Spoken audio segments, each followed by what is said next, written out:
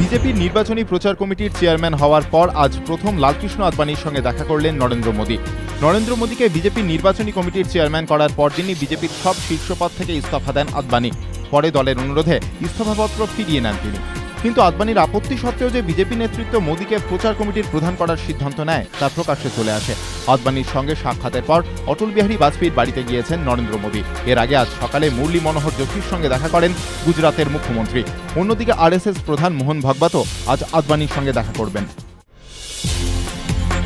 পঞ্চায়েত মামলায় এবার স্বরাষ্ট্র মন্ত্রককে যুক্ত করার নির্দেশ দিল কলকাতা হাইকোর্ট। পঞ্চায়েত নির্বাচন নিয়ে রাজ্য নির্বাচন কমিশনের দায়ের করা নতুন মামলার আবেদন গ্রহণ করে আজ এই নির্দেশই দিল কলকাতা হাইকোর্ট।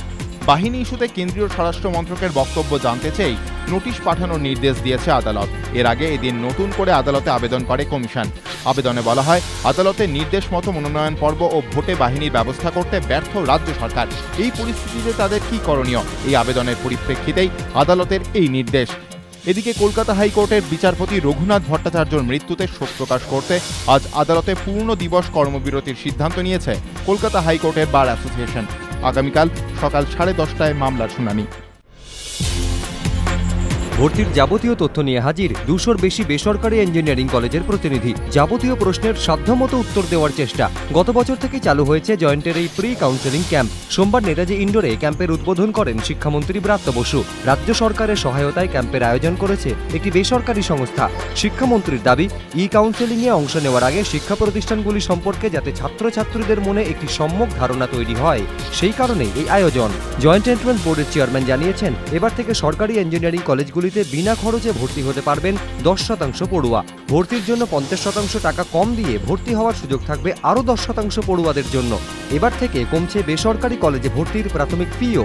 নেতাজি ইন্ডোরে আগামী 3 দিন চলবে এই ক্যাম্প।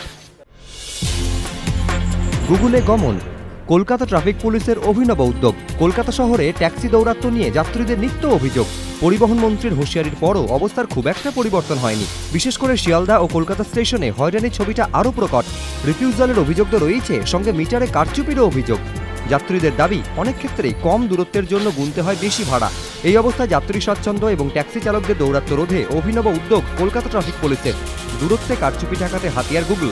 এবার ট্যাক্সি বুথ থেকে গুগল ম্যাপে যাত্রীরা দেখে নিতে পারবেন গন্তব্যের দূরত্ব। ধরা যাক আপনি শিয়ালদা স্টেশন থেকে লালবাজারে যেতে চান। গুগল ম্যাপে গিয়ে গন্তব্য টাইপ করলেই উঠে আসবে দূরত্ব 2.5 কিলোমিটার। একইভাবে মেপে নিতে পারবেন পার্ক স্ট্রিট, নিউ আলিপুর, গড়িয়াহাট কিংবা ডানলপের দূরত্ব। ট্যাক্সি বুথ থেকে মিলবে প্রিন্ট আউট, যাতে গন্তব্যে পৌঁছে মিটার রিডিং মিলিয়ে নিতে পারেন। কলকাতা পুলিশের ডিসি ট্রাফিক দিলীপ আদক জানিয়েছেন, শিয়ালদা স্টেশনে পরীক্ষামূলকভাবে ট্যাক্সি বুথ চালু হয়েছে। দূরত্বের স্বচ্ছতা আনতেই এই উদ্যোগ। সঠিক দূরত্ব যাচ্ছে কিনা যাত্রী নিজেই দেখে নিতে পারবেন।